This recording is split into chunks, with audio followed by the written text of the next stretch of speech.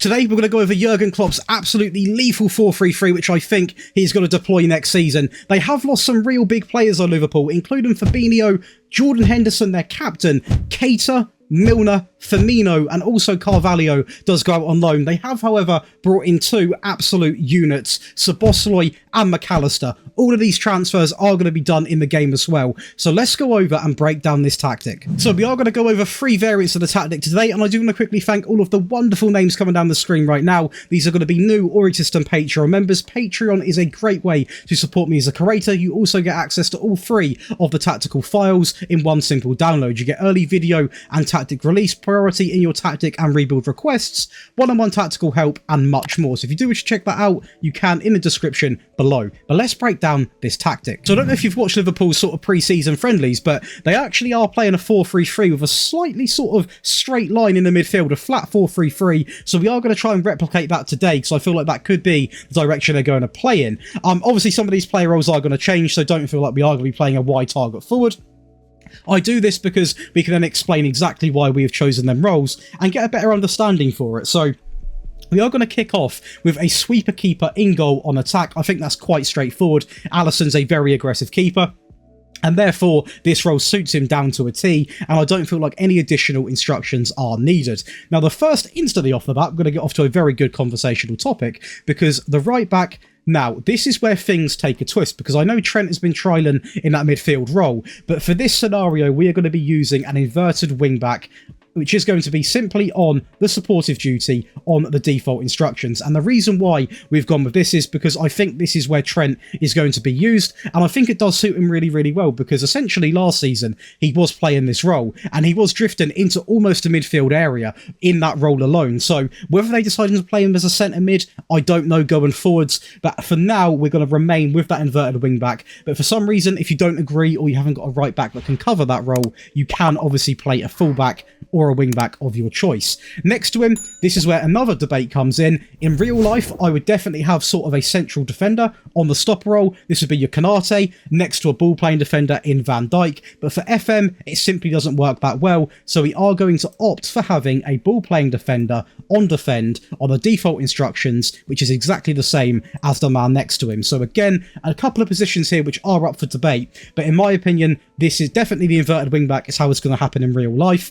This position here is purely so it works at FM, because at the end of the day, I know you guys download tactics and you want to get good results. The fullback on the left hand side is going to be on support, on round wide with the ball, and also tackle harder, which obviously is a very good combination with the role we've got up here, because we're going to have one player that's going to be sort of inside, and then a fullback which has got the perfect opportunity to simply overlap just like that. 3 players in the midfield now. This is obviously going to be the heart of the team. We're going to kick things off with the box-to-box on support. He is going to be on the default instructions. You're going to notice this a fair bit, guys. A lot of these roles are going to be left to the default. And no, it's not because I couldn't be bothered to add instructions on. It's because sometimes you don't need them. I'm guilty of it myself sometimes. You put on way too many instructions when you don't really need them. Sometimes, my best bit of advice, it's very common sense, but just read what these actually do, because if they're already what you sort of want, you don't need to go over the top, because it can completely ruin a tactic. In the middle, we're not going to have a Roman playmaker. Obviously, we're going to have with a ball winning midfielder on defend, and he is going to simply also be on the default instructions, because he does exactly what I would want him to do. I was going to have tackle harder on, but obviously it already comes with that defensive duty. Now, this is going to be a very interesting role now, because they've lost Henderson, they've lost Fabinho, which obviously is going to be their ball winning midfield player. They've lost a lot of midfielders, guys. I mean, Fabinho, Henderson, Keita, Milner. I know a lot of people don't rate Milner as much as they should, because he's a very versatile player. But it's going to be interesting to see what player gets put in that role, because, yeah, that is the way they sort of play, and they do need one. I imagine there's going to be some silence coming up. Next to him, we are going to have the advanced playmaker on roam from position. I was going to go with a Roman playmaker, because it does feel like they've almost got that in the system, but I did opt with the advanced playmaker just purely because McAllister does play a little bit better there in this game. I'm not saying in real life. I know this game's very different to real life, but This is a real good three in the midfield. You've sort of got a little bit of everything. You've got one player here which is going to simply create chance after chance. You've got one real defensive unit to protect this back four. And then you've also got a box-to-box which is going to be doing up and down, up and down. It's a real shame they didn't land Bellingham because that would have been a perfect player to have in that role. We then go over to the right-hand side, which is not going to be a wide target forward. Don't worry, I've not gone insane. And we are going to have an inside forward on attack, who again is going to be on the exact same default instructions. In fact, both of them are going to be almost the same. On the left, we have got Mark Tyter. That is the only change. So pretty much default for majority of the front four players. And that is because they do exactly what I want them to do. They're going to be, they're going to be further forwards. They're going to be cutting in. They're going to be doing all what I want them to be doing. And therefore, I don't need to add anything else. Now, in the attacking variant, things do take a little change. There are some added instructions, but for a nice default version, this is exactly what you want to have.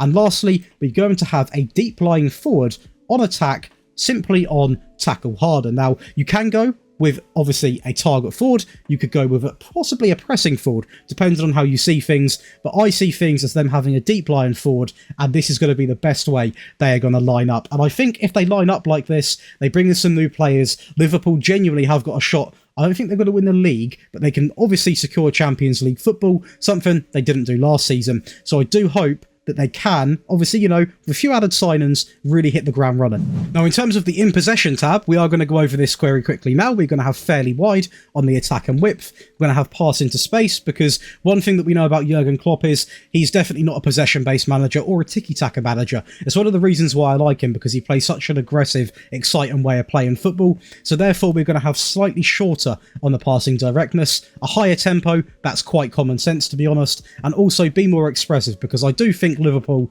are a very attacking team and they like to have that side of things. They're not afraid of flying forward on the counter-attack, for example, so this suits them really, really well. In transition, they're obviously a very pressing team, so we're going to have the counter press on. You can see here the sort of players that are going to get involved with that, and when we have won the ball back, we're going to be obviously hitting on the counter, where you can see it's going to be three midfield players, the three up top and the wing backs, all going to be involved in that counter-attack, and it is absolutely, it's actually quite funny to see teams try and defend that, because it's basically impossible. And when it comes to playing it out from the back, obviously we're not a team that are going to be focused too much on that, but we are going to be playing it to the centre backs with taking short goal kicks. And the out of possession tab, we are obviously going to rock that higher line. You could go with much higher, but just for the sake of FM and being a little bit more sustainable and actually getting consistent results, the higher line I'll definitely go with the high press line of engagement. We're obviously going to be maxing out the trigger press while preventing short goalkeeper distribution, and while doing this, we're going to have get stuck in. This is just a little bit about what this tactic can do against a very strong Manchester United team.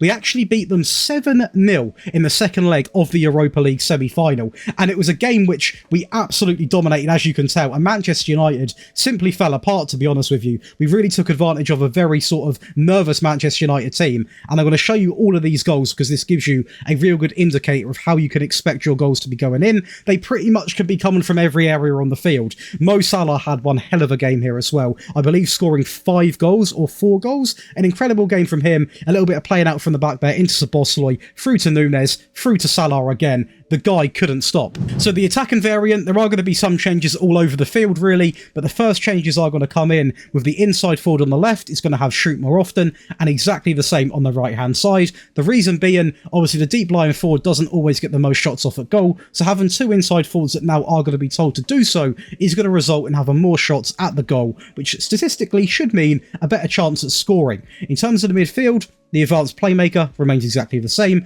We opt for a deep lying playmaker on a supportive role because it's just a little bit more of a progressive ball winning midfield player. Got to get the ball moving a bit quicker. Got to look for those long runs in behind, and this is the best role to do so.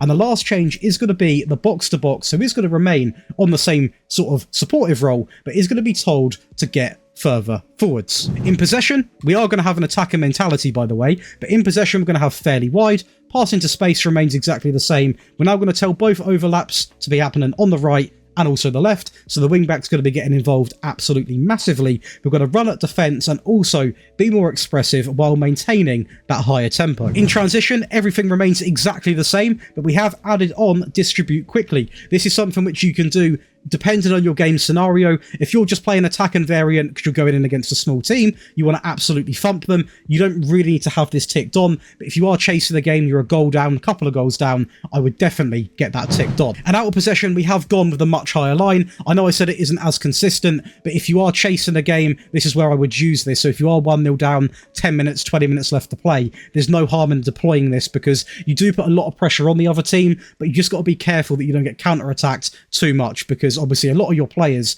are almost in their half. In terms of everything else, it does remain exactly the same because it is already a very attacking tactic. But if you utilise this in the right situation, you've got to score goals. And now over to the defensive variant, there are going to be a lot of changes. So starting off, the deep lying forward does go on a supportive role, on tackle harder. The inside forwards actually remain exactly the same on this occasion, not marked tighter on any of them either, literally both on the supportive duty, simply because they do exactly what I want them to do, and it just makes them a little bit less attack and minded. The three in midfield, we're going to have a central midfielder on this occasion on the left-hand side, on support, on tackle harder, and also mark tighter. A ball winner midfield player, obviously originally exactly the same as the default, and the box-to-box remains exactly the same. So although this isn't, too defensive, we haven't got like two ball winner midfield players, it still is a really defensively solid tactic because we've got so many players on supportive roles, so we're not going to be overcommitting too much. The back line is also very defensive as well, and it just works really, really well. Sometimes the best way to defend a game is not to always shut up shop, have 10 men at the back. This is a very nice balanced way of sealing out a game. In possession, on a balanced mentality, we're going to have standard, pass into space. We've now got the passing directness onto shorter, and that's because I want to be a little bit more sensible with the ball. I would rather have a little bit more possession and not go as direct and try and get goals, because obviously we're trying to defend a game out now, so knocking it back by one is a real good advantage to have. We're going to maintain the higher tempo because that is literally Klopp's DNA of a team. We don't want to remove that from him. We've got nothing selected on the creative freedom on this occasion. We'll leave it nice and blank. In transition, we're still going to have the counter press option on. Nothing when possession has been won, because in my opinion, the counter-attack is brilliant with this team, but because you can see here the amount of players that do get forward, we don't really want to risk that now, so we're going to simply leave it unticked and have nothing selected. We're going to slow the pace down when the goalkeeper has got the ball, and when the goalkeeper has got the ball, we're going to remain playing to the centre-backs while taking short goal kicks. And the out of possession, we are going to have the standard defensive line, the high press line of engagement, more often on the trigger press, and prevent short goalkeeper distribution. In terms of how we done with Liverpool, guys, we had a very good season, picking up 95 points. We won 30 games, drew 5 and lost 3. Mo Salah is going to be the top goal scorer with 34 goals. He did play a little bit up front though. I believe Jota was playing up front and he got injured, and Salah did play a few games up there, I noticed. He also picked up the best match rating. McAllister picked up 13 assists. We got the most clean sheets. Robertson, though, did pick up 15 yellow cards.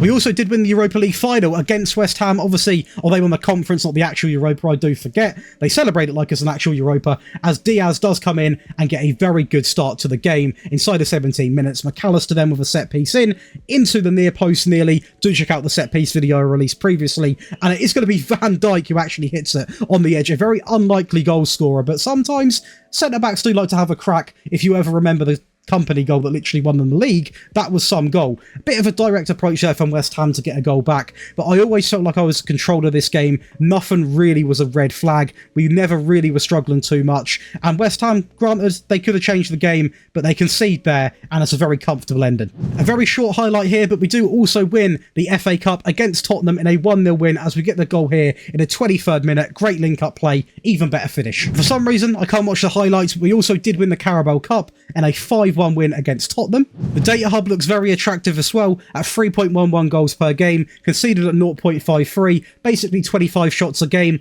a pass completion of 84.4, which is not half bad considering that's not the entire DNA of this team, and a 75% tackle win ratio. But that is going to give you a very good insight, guys, of what Klopp could potentially be deploying next season. A very good FM23 tactic regardless. And obviously, if you guys have enjoyed today's video, it would mean the absolute world if you would leave a like, drop a little subscription and hit the notification bell. And please also keep the comments coming right now. What manager do you want to see recreated? Is there a certain formation? And we've also got a very exciting community vote going on, so check out the community page because I want your opinions on something. But enjoy the rest of your day, and I'll see you in the next one.